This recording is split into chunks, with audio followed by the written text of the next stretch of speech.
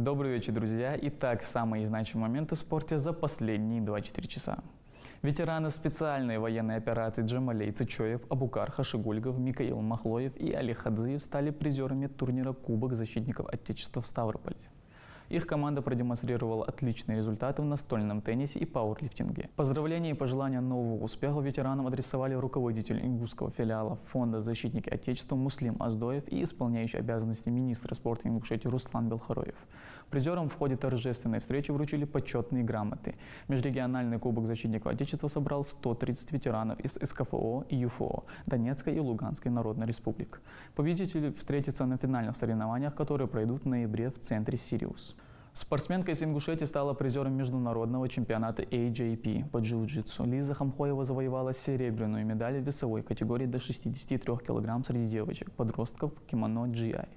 Лиза занимается в московском зале Джоджира Джиу-Джитсу Академии. Чемпионат состоялся 31 августа в Москве на территории спортивной академии «Динамо». Команда «Ангушт» из Ростова, выступающая в высшей лиге под эгидой ЭВО Ростов, близка к чемпионству. В 21-м туре нашей команде в игре с ЛФК «Неон» присудили техническую победу из-за неявки соперников на игру. Основной конкурент в борьбе за победу в турнире футбольного клуба KTM проиграл в зрелищном поединке с футбольным клубом «И грех, и смех» со счетом 5-7. «Ангушт» Ростов после прошедшего тура возглавил таблицу первенства, опережая своего соперника на 2 балла, и теперь все зависит от него. В заключительном туре наш коллектив сыграет с футбольным клубом «Прайд», а KTM встретится со «Спортингом». Матчи состоятся 7 сентября. В первом круге ангуштовцы проиграли «Прайду» со счетом 0-3. Нашей команде для завоевания чемпионства необходима только победа в игре заключительного тура. Магомед Башир Картоев, выступающий в весе 72 кг из Германии, и Ислам Мевлоев в весе 82 кг из Казахстана принимают участие в первенстве мира Ю-20 по греко-римской борьбе 2024 года, который стартовал сегодня в Пентивендре, Испания, и продлится до 5 сентября. А Богдан Джандига, выступающий в весе 79 кг из Бельгии, примет участие в первенстве мира Ю-20 по вольной борьбе 2024 год.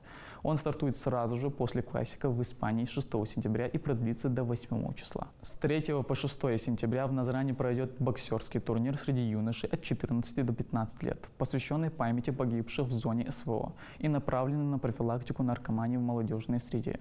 Организаторы соревнований — Комитет по делам молодежи и Минспорта Ингушетии. Турнир пройдет в Республиканской спортивной школе Олимпийского резерва по боксу. Профессиональный боец смешанного единоборств из Ингушетии Ахмед Ахриев стал 2-кратным золотым призером на чемпионате по грэпплингу NAGA, прошедшем 31 августа в Амстердаме. Ахриев выиграл в полусредней весовой категории 75 до 80 кг среди мужчин в разделе NOGA, в абсолютной весовой категории от 18 лет и старше. Ахриев планирует чаще выступать на любительских турнирах и готовится к предстоящим боям. У Ахмеда рекорд 7-0 и действующий чемпион турецкой лиги СФС. Это были все спортивные новости на сегодня. Спасибо за внимание.